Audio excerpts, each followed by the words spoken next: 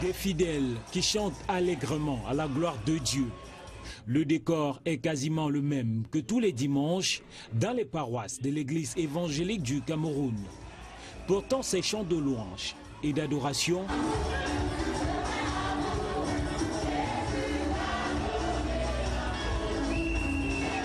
contrastent avec l'amertume de certains cœurs. Parmi ces fidèles, une amertume, une colère, une frustration, un dépit qui a pour élément de matérialisation en ce dimanche la couleur sombre de certains vêtements qu'abordent les chrétiens. Nous sommes au lendemain du 54e synode général de l'église évangélique du Cameroun, tenu à Ngaoundéry. Synode qui a vu porter à la tête de l'église évangélique un nouveau président. Ce président, à la personne du professeur Ndje Toya, représente la paume de discorde. Pour ces chrétiens évangéliques mécontents, son élection remet en question un certain consensus.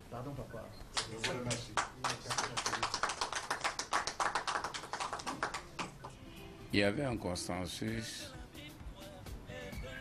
qui date depuis 1957. Et ça fait 30 ans que ce consensus n'est plus respecté. Et si vous voyez la fondation de l'église évangélique du Cameroun, grâce à ce consensus, il n'y a pas eu de problème. Or, depuis 30 ans, depuis le synode de Yabassi, il y a un problème. Voilà pourquoi certains de nos frères gèrent l'église évangélique depuis 30 ans, sans pouvoir passer la main à une autre personne. Ce sentiment est aussi celui des chefs traditionnels Sawa réunis autour du Ngondo, qui n'hésitent pas, après cette élection, à rendre publique une missive à valeur de brûlot, menaçant l'église évangélique du Cameroun de schisme et surtout présentant le précédent président de l'église évangélique du Cameroun, le pasteur Batomen, comme un traître qui n'a pas pu respecter la parole donnée. La menace semble sérieuse, la division profonde et les intérêts immenses. Le Seigneur nous a aimés comme on n'a jamais aimé. Il nous guide chaque jour comme une étoile dans la nuit. Quand nous partageons le pain, il nous donne son amour. C'est le pain de l'amitié, le pain de Dieu. C'est mon corps, prenez et mangez. Puis 2009, au synode général de Yabassi, où certains accords ont été donnés, certaines paroles ont été données, certains engagements ont été pris. Parce que c'est depuis Yabassi que cette scission aurait pu avoir lieu. Mais heureusement, on l'a évité de justesse parce que justement, des engagements ont été pris, des accords ont été conclus, même par écrit. Le point d'ancrage du présent conflit est donc le 53e synode général tenu du 2 au 8 mars 2009 à Yabassi, dans le département du Nkam. Le pasteur Batomen, président sortant de l'église évangélique du Cameroun, vient de terminer les 2 ans restants de la mandature précédente, celle du pasteur Foshivé, décédé 2 ans auparavant. Le pasteur Batomen, président de l'église évangélique, qui est venu demander qu'on puisse ajouter, je pense, 1 ou 2 ans dans le nouveau mandat, a accepté qu'en quittant le pouvoir qui le laissera à un Sawa, certes, le président du Ngondo, le chef René, en présence du chef du canton Yabassi, en présence d'autres chefs traditionnels présents, des anciens d'église présents, des membres élus du synode présents. Il avait à sa droite le président Batoumen, à sa gauche le pasteur Priso Mongolais. Le pasteur Batoumen a accepté devant cette assemblée passer le pouvoir au pasteur Priso Mongolais concernant la nouvelle rotation Sawa, Bamoun et Bamideke. Le président Batomen, qui vient de céder sa place, à l'époque, a eu à finir dans un premier temps le mandat du président Foshivé, qui était Bamoun. il lui restait 2 ans pour finir son mandat. Le président Batoumène, qui était adjoint, a dû prendre le relais pour finir le mandat du pasteur Fauchier. Et à la fin de cette période de 2 ans, il a demandé à maintenant assumer son propre mandat. Et à l'époque, le mandat était de 5 ans. Il a assumé ce mandat, bien sûr, à la suite de plusieurs tractations, parce qu'il y en a qui estimaient que, bon, ben, c'est fini, il a épuisé le mandat de l'autre, maintenant, il faut qu'on passe au vote. À la suite donc de toutes ces tractations, on est arrivé à accepter qu'il assume pleinement un mandat de 5 ans. Et que la rotation étant mise en place, après lui, qui est, je dirais de manière précise, j'allais dire de l'Ouest, mais dans l'Ouest, il faut entendre les Bamileke, les Bamoun. Bon, lui, donc, qui est Bamileke, après lui, il faudrait que ce soit les Sawa. Et après les Sawa, les Bamoun. Pasteur Batoumène, président, pasteur Priso, vice-président. Normalement, on aurait dû avoir comme secrétaire un Bamoun. Mais malheureusement, ça n'a pas été le cas.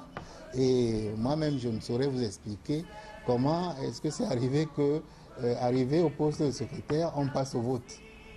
Et c'est là où le pasteur Ndjé est sorti de manière inattendue, d'après ce qui nous a été rapporté, se présenter comme candidat au poste de secrétaire. Ce qui, à mon avis personnel, n'était pas normal, parce que là, on se retrouvait donc avec, je dirais, 2 Sawa au détriment des Bamoun. Dans le plan initial, le secrétaire général était un Bamoun.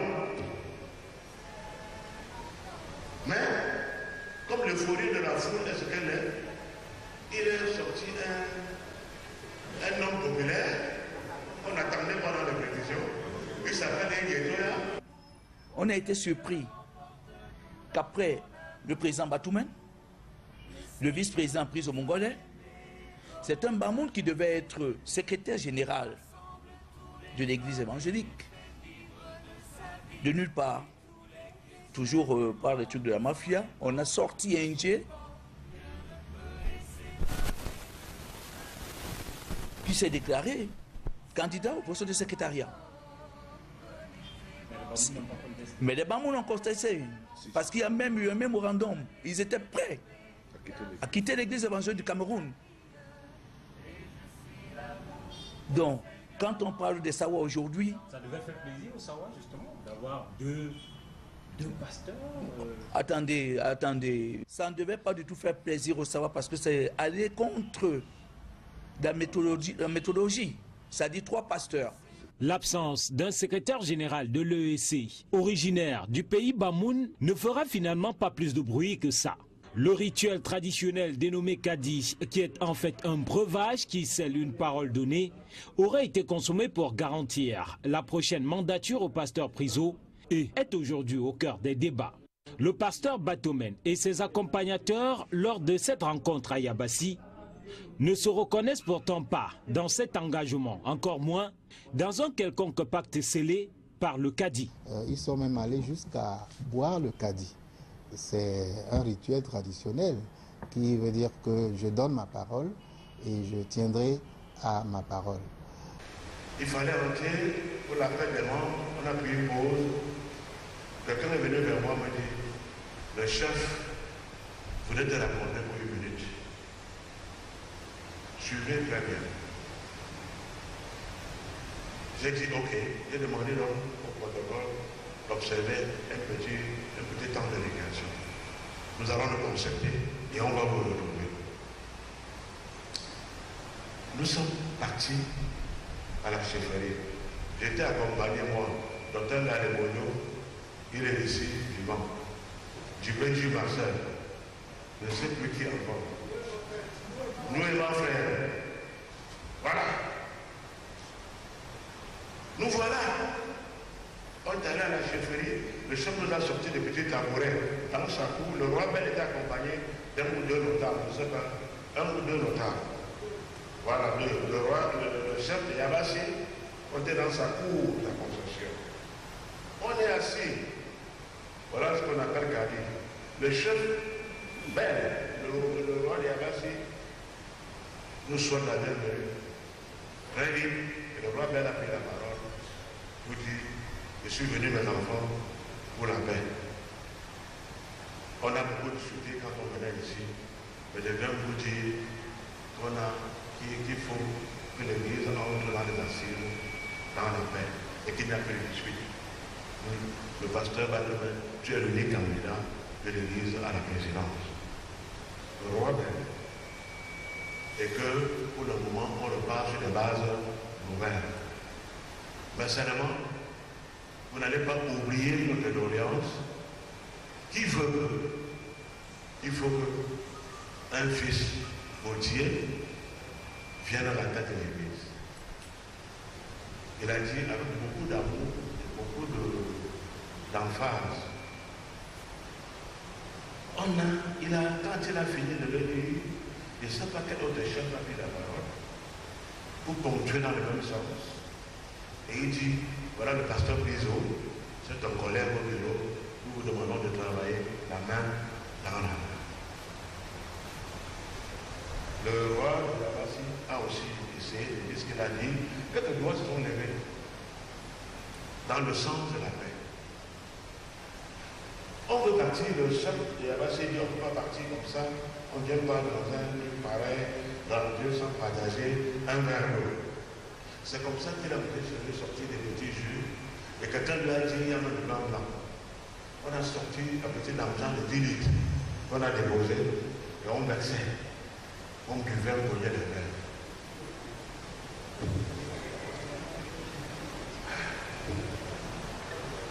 C'est la formule. On s'est séparés. On a dit vraiment la paix, la joie, tout ça. On s'est séparés. Il est venu encore maintenir la main de moi pour nous féliciter. Merci pour tout. Ce jour-là, il n'y avait rien d'alliance. Il n'y avait rien d'alliance. Vous allez me demander, mais c'est que vous avez vu. Je savais que vous voulez voir. On m'a dit, pas le caddie bois. On m'a dit ça. Si on me disait pas le caddie bois, je n'allais pas boire. On voulait déjà partir, le chef de la voiture a dit, on ne peut pas se retrouver comme ça et partir sans boire. C'est qu'on partait déjà. C'est à l'arraché qu'on a pris un verre, j'ai bu. Et ça m'a rafraîchi parce que j'avais soif à ce. La version du pasteur Batoumen est confirmée par quelques chefs traditionnels d'une CAM, présents eux aussi, ce jour-là. Puis on n'était même pas là-dedans. Je n'étais pas là. On n'était pas assis. Puis on n'était pas là-dedans et je n'étais pas ici. C'était le président lui-même pour trouver un consensus. Et le Cadi, est-ce que n'est pas les pasteurs refutent le Cadi? Est-ce que c'est les chefs qui peuvent donner le cadeau au pasteur? Vous voyez que c'est une machination. Hein? Hein? Au-delà du Cadi, le pasteur Batoumen et les siens refutent toute allégation tendant à lui attribuer la volonté de céder la présidence de l'Église évangélique du Cameroun au terme de son mandat à son vice-président, le pasteur Prizo-Mongolais. En face, plusieurs anciens d'église Sawa s'alignent derrière le chef traditionnel pour dire tout le contraire. Pour eux, le synode de Ngaoundéré devait simplement être une formalité, une passation de service entre Batoumen et Prizo. Il n'était pas question d'élection. Il était question de passage de témoins. Il faut que ce soit clair et retenu. C'était un passage de témoins, ce n'était pas une question d'élection. Le prince René Bel, à l'époque, en sa qualité de président de Gondo, avait pris part au synode, ayant à l'esprit que si un Douala n'est pas président de l'église évangélique du Cameroun, il y aurait session. Et moi, nous sommes donc partis du siège de l'église, pour arriver à la chefferie parce que la discussion était chaude. Et ici, je lui avais répondu, en tant que père, que ce n'est pas dans l'ONCAM que l'église évangélique du Cameroun va se diviser. S'ils veulent le faire, ils n'ont qu'à rentrer chez eux à par là. Vous comprenez? Pas dans le cas. Et dans les discussions, on était tombé sur le principe de rotation. Dans le principe de rotation. Et là, on est donc le tour du littoral. Le tour du littoral après le départ du pasteur président Batoumen. C'était ça. C'était ça. Voilà les représentants. Quand tu te reconnais ça, et que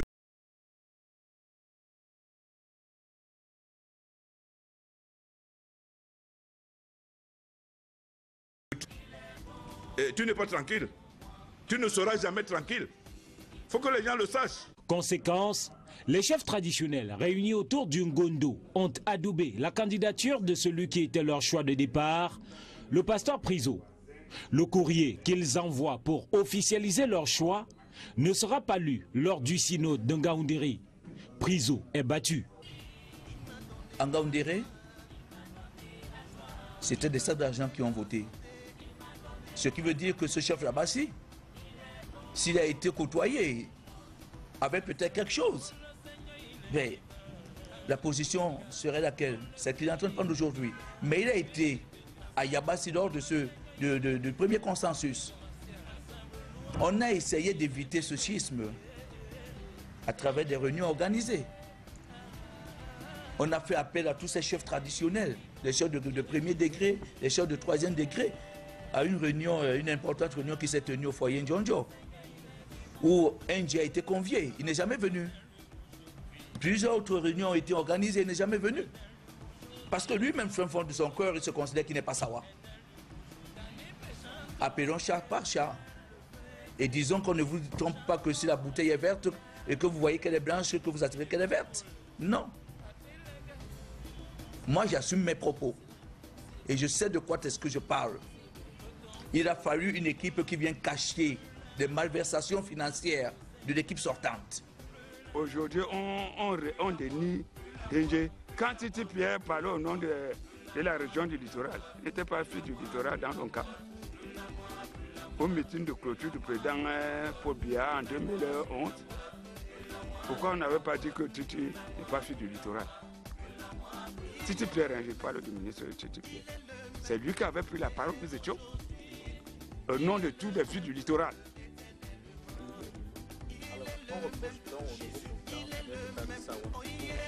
Les Sawa, les Nkamwa, les de la région du littoral. C'est pas ça? C'est pas ça? C'est ça. De nombreux observateurs perçoivent alors aujourd'hui, dans le courrier du Ngondo envoyé au synode de Ngaoundéré et la réaction des chefs Sawa après la défaite de leur poulain, une ingérence de l'autorité traditionnelle dans les affaires de l'église évangélique, car tout pasteur originaire du littoral présent en salle lors du synode de Ngaoundéré était potentiellement candidat pour la présidence de l'EEC. L'église qui est allée vers le Ngondo n'est jamais venu vers l'église évangélique pour que les gens racontent n'importe quoi pour dire que qu'est-ce que le Ngondo vient faire en rappelant que les enfants ça ont eu des problèmes. Le Ngondo n'a jamais réagi, ça n'a rien à voir. Le Ngondo est en train de aider encore une fois l'église évangélique pour que les choses reviennent à la normale. Les intérêts financiers dans cette affaire sont énormes. Les fidèles Sawa, mécontents, estiment que les malversations du bureau du pasteur Batoumen sont importantes et pensent que le pasteur Priso aurait, en cas d'élection, dénoncé et redressé. On a eu à faire des déclarations, on a eu à rencontrer le président Batoumen. À plusieurs reprises, on a sorti un document de 150 pages qui parlait, qui a démontré tout processus de mafia. Et en l'occurrence, je vais vous citer quelques... Je prends un président PCA du collège Alfred Saker qui engage le nom du collège Alfred Saker pour aller prendre un crédit à la banque de l'église, à Kamed. Plus de 200 millions de francs. Si tu prends un crédit à mon nom, cet argent doit se retrouver dans mon compte. Mais s'il ne se retrouve pas dans mon compte, ça veut dire que tu ne l'as pas pris à mon nom. Il y a eu des problèmes de succession. Un locataire qui prend un immeuble au collège Alfred Sacker, un appartement. L'argent versé n'est pas rentré dans les caisses du collège Alfred Sacker. Jusqu'à aujourd'hui, il y a presque 15 millions qui traînent en route. On ne sait pas là où est parti cet argent. La mauvaise gestion du collège et de l'école samaritaine. Tout cela a été décrié dans ce truc-là. Mais je vais continuer pour dire, on engage le collège Alfred Sacker dans des prêts d'argent jusqu'à rencontrer des usuriers au quartier. Des documents sont là qui font preuve. Des usuriers au quartier. Et on a laissé le collège Alfred Sacker avec une ardoise de plus de 300 millions de francs. Le schisme dont il s'agit aujourd'hui pourrait s'illustrer sur de nombreux plans, notamment la récupération par les Sawa du patrimoine foncier de l'église évangélique du Cameroun dans cette partie du pays.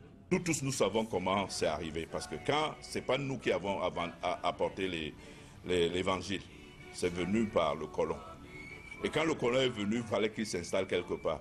Et il a trouvé les autochtones qui lui ont donné un espace. Il n'a pas acheté. Donc quand tu n'as pas acheté, tu ne peux pas te préparer. Même comme aujourd'hui on dit que le titre est au nom de tel ceci. Ça c'est pas des choses honnêtes. Parce que nous sommes prêts à demeurer comme on était avant. Eux d'un côté, nous de l'autre côté. Ah, je ne sais pas. Même peut-être 3. Vous voyez déjà tout ce qu'il y a comme temple, tout ce qu'il y a comme terrain, tout ce qu'il y a comme affaire, je ne sais pas. Pour ne prendre que voilà premier. Vous voyez Alfred Sacker, tout Alfred Sacker, le temple de Bonamdouro. Vous voyez la direction même de l'église qui se trouve dans le canton Akwa. Bon, il faudrait peut-être la participation d'un expert. Moi, je vous dis ce que vous voyez aussi, que tout le monde voit. Les nouveaux responsables de l'église évangélique du Cameroun n'envisagent pourtant aucunement un quelconque schisme. Au contraire, le dialogue est mis en avant, tout comme des réformes, pour se débarrasser des textes qui prônent le repli identitaire au sein de cette congrégation religieuse. C'est vous qui dites qu'il y a crise. Moi, j'ai été dans l'église depuis des années, j'y suis né, j'y ai été conçu, etc. Ce n'est pas une crise. C'est des soubresauts imputables et inhérents tout simplement à un changement de cap. C'est tout. Lorsqu'il s'est agi d'élire les membres élus du Conseil synodal général, on a fait une autre approche. On s'est dit qu'il n'est pas bon que l'église soit confisquée entre les 3 grands groupes majoritaires. Et c'est pour ça qu'on a reparti le nombre de places, les 24 places, entre les Bamileke, les Sawa, les Bamoun et les autres tribus. Donc en Ngaoundéré, on a déjà pris en compte les autres tribus. C'est pour ça qu'il y a un pasteur d'une tribu très minoritaire qui a été élu membre du Conseil synodal général. Ce qui veut dire qu'on va évoluer et il n'est pas impossible que d'ici la fin du mandat, on transcende carrément toutes ces dispositions un peu à caractère tribaliste pour parvenir à des valeurs intrinsèques de l'Église qui devront être défendues mordicus, quelle que soit la personne qui arrive à la tête de l'Église. Donc nous sommes en marche et l'Église évangélique du Cameroun sera davantage en marche.